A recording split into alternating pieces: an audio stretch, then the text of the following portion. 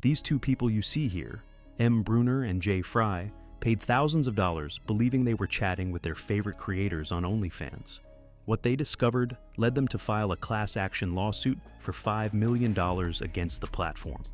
For months, they had been conversing with agency employees in the Philippines and artificial intelligence chatbots specifically programmed to empty their wallets. J. joined OnlyFans with a rather innocent intention. He wanted to have friendly conversations with the models and even share photos of his culinary creations. Yes, the guy literally entered the platform to show off his homemade dishes. But after several weeks, something didn't add up. The messages he received had flagrant contradictions. The same person who supposedly was writing to him gave inconsistent information about herself. One day she remembered specific details from previous conversations. The next day she acted as if they had never talked about it. The errors were so obvious that it became impossible to ignore them. Meanwhile, Brunner was doing his own calculations. He had subscribed to a creator with 700,000 followers and started calculating. If this woman was sending personal messages to him, how much time would it take her to respond to all her fans? The math was simple and devastating. It was physically impossible for a single person to handle that amount of interactions. In April 2025, both men decided to take legal action. They filed a class action lawsuit against Phoenix Internet, LLC, and Phoenix International Limited, the companies behind OnlyFans. Their allegations were compelling: fraud, breach of contract, and consumer deception. The lawsuit revealed something many suspected, but no one had legally documented. OnlyFans was consciously enriching itself from this massive deception, keeping 20% of each transaction generated by these false interactions. The two plaintiffs were clear. If they had known they weren't talking to the real creators, they would never have paid a cent. But what these two men discovered was just the tip of the iceberg of a system involving hundreds of agencies, thousands of ghost employees, and AI technology that is redefining digital deception on an industrial scale. The problem didn't start overnight. During the 2020 and 2021 pandemic, OnlyFans exploded in popularity. Suddenly, creators who previously had hundreds of followers found themselves with tens of thousands, and the most successful reached millions. The logistical reality was brutal. A popular creator could receive thousands of direct messages each day. Responding personally to each one was not only impossible, but meant spending 12 to 14 hours glued to the phone screen. This is where the first agencies appeared, offering a seemingly perfect solution. These agencies began recruiting chatters in countries like the Philippines and Eastern Europe, where they could pay salaries of $400 to $800 monthly. These employees received specialized training with detailed scripts to impersonate the models. It wasn't just responding to messages, it was building false emotional relationships. The business model was devastatingly effective. Agencies kept commissions ranging from 20% to 80% of earnings. For creators, it meant having to work much less while continuing to generate income. For users, it meant they were paying for an elaborate lie. In 2021, the unruly agency case came to light through a legal lawsuit. The documents revealed internal manuals that instructed chatters on how to extract users' most intimate secrets. Employees were trained to identify vulnerable fans, including those with suicidal thoughts, and exploit them financially. A study funded by Spain's Ministry of Equality was even more direct in its conclusions. It classified OnlyFans as a perfect breeding ground for sexual exploitation, and described the managers of these agencies as pimps in disguise. The investigation documented how creators lost total control over their accounts, including management of their bank earnings. Everything changed when artificial intelligence entered the game. In 2024, NEO agency launched FlirtFlow, a chatbot that, according to its website, doesn't just send messages, it creates authentic connections. The company's CEO, Luke Jarvis, was surprisingly honest about what his technology actually does. In an interview, Jarvis explained the strategy without beating around the bush. You can't jump straight to the typical, "Hey daddy, tip me." You have to start by really understanding the fan. Where is he from? What's his problem? Why does he hate his boss? What's his dog's name? You collect information. Because if not, how are you supposed to connect with him? How are you supposed to get money out of him? FlirtFlow works with what Yaris calls conversational mode. The chatbot first extracts personal information from the user, their origin, work problems, their pet's name, their emotional vulnerabilities. Only after creating this false intimacy does it begin with money requests. The sophistication is impressive and terrifying. Jairus admitted that his AI is now better at flirting than many real humans. FlirtFlow can handle accounts where even a chat team of 14 people might be insufficient. And here comes the most concerning part. According to Jairus, the system can compose and send messages without any human help, and without OnlyFans detecting it. Meanwhile, in Australia, Kyle Hartley developed Botly, a more modest tool that charges only $15 monthly. Hartley was equally direct about his intentions. We focus on making this as conversationally relevant as possible so people can seek companionship through these creators, even though it's an AI talking for them. Botly processes more than 100,000 chats monthly and operates primarily through management agencies. Its strategy to circumvent OnlyFans prohibitions is technical but effective. The AI generates the messages, but a human must press send. This complies with the letter of the rules, although it completely destroys their spirit.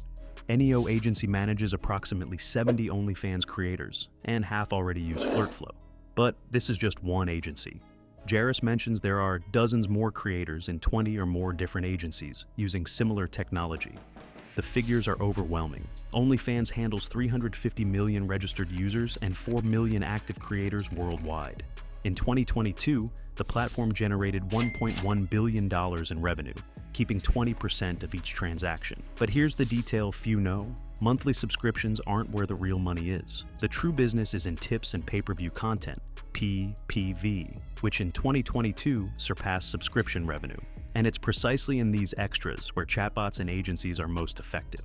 A 2024 report estimated that 85% of OnlyFans' top models use agencies with some type of AI automation. The transition has been dramatic. Since 2023, between 50% and 70% of chats and agency-managed accounts are automated. Botly's scale alone is revealing. With more than 100,000 chats processed monthly and a price of just $15, they're democratizing deception. Any small agency can afford to automate their operations and compete with the big ones. The commissions these agencies take range from 20% to 50% of all earnings. In some extreme cases documented in lawsuits, they reach up to 80%. To put this in perspective, if OnlyFans keeps 20% and an agency takes another 50%, the real creator only receives 30% of what users pay. Legal lawsuits are also growing exponentially. In Illinois alone, Brunner and J seek more than $5 million in damages. In July 2024, 5 additional users filed another class action lawsuit in California for the same practices. The projection is that this will continue escalating. AI tools are reducing agencies' operational costs while maintaining or increasing the volume of deception. It's a business model that is constantly being perfected, and the numbers show it's incredibly lucrative. Attorney Robert Carey, who represents several plaintiffs, summarized the problem perfectly. When users share intimate information, thinking they're talking to a specific person, that information is circulating everywhere, and you have no idea. Users who fall into this system aren't simply men seeking explicit content. Research reveals a more complex and concerning profile. Many pay for conversations because they're seeking emotional companionship, someone to ask how they are, or simply pay attention to them. Internal agency manuals, revealed in legal lawsuits, show how this vulnerability is systematically exploited. Chatters are trained to identify the most emotionally susceptible fans, and to extract not only their money, but their most intimate secrets, sexual fantasies, marital problems, and even suicidal ideations. The unruly agency case, exposed in a 2021 lawsuit, revealed that employees received specific instructions on how to handle users with suicidal thoughts, not to help them, but to exploit them financially in their moment of greatest vulnerability. Legal consequences are multiplying. In addition to lawsuits in Illinois and California, there are now similar cases in other states. The main trial is scheduled for 2027 after a judge denied OnlyFans' motion to dismiss the case in March 2025. Lawyers are alleging violations of multiple federal laws, including the Racketeer-Influenced and Corrupt Organizations Act, RICO, and the Federal Video Privacy Protection Act. If successful, OnlyFans could face millions of dollars in fines or be forced to reimburse massive amounts. But the victims aren't just users. Testimonies like Angela Maldonado's reveal how the creators themselves are manipulated by supposed agents who promise to help them grow, but end up exploiting them sexually and financially. These agencies' contracts include abusive clauses where models lose access to their own accounts if they try to leave. In some cases, agencies directly control creators' bank accounts, a practice that human trafficking experts classify as coercive control. OnlyFans has responded by arguing that its terms of service allow creators to receive third-party assistance. But plaintiffs maintain that this policy doesn't justify deception, nor exempt the platform from responsibility for facilitating systematic fraud. The sophistication of these chatbots has evolved dramatically in just 2 years. Luke Jarvis from NEO Agency admitted that, until recently, AI couldn't really understand flirting. Now, according to him, it can be better at it than real humans. This new generation of AI doesn't just respond to messages. It analyzes users' emotional behavior in real time. It can predict when a fan is most vulnerable and prone to spending money. It integrates data from past conversations to create personalization that feels genuinely intimate. The technology is also becoming more mobile and accessible. Botly promotes its ability to provide 24/7 companionship through mobile devices. Users can be chatting with AI while going to work, without even suspecting they're interacting with an algorithm. While OnlyFans maintains prohibitions against chatbots, other platforms like FanView have decided to openly allow AI-created content. There, it's possible to find completely artificial profiles mixed with real creators, and users often can't distinguish between both. Most disturbing is the evolution toward content that exploits specific fetishes. Models have been documented that are designed to simulate people with Down syndrome or physical disabilities, using deepfake techniques to create content that fetishizes vulnerability. Agencies are also integrating specialized CRM systems that allow managing multiple false identities simultaneously. A single operator can handle dozens of different personalities, each with their own history and conversation style. The democratization of these tools means small agencies can now compete with large ones. The entry cost has been dramatically reduced, but the volume of deception has multiplied. The question that arises is how far this evolution will go. If it's already possible to create convincing interactions that deceive millions of users, what will happen when the technology is even more sophisticated? The industry seems to be racing toward a future where the line between human and artificial interaction disappears completely. This scandal doesn't arise in a vacuum. It has disturbing parallels with Ashley Madison, the dating site for cheaters that turned out to be full of fake profiles. In both cases, platforms sold the promise of real connections while facilitating completely fabricated interactions. The difference is that OnlyFans has industrialized this model. It's not just fake profiles, it's a complete system of emotional manipulation backed by artificial intelligence and operated by agencies that function as digital pimps. What we see here is the monetization of modern loneliness. Millions of people are willing to pay for the illusion of intimacy, and technology has found increasingly sophisticated ways to exploit that need. It's a business model that feeds back on itself. The lonelier users feel, the more valuable the false connection becomes.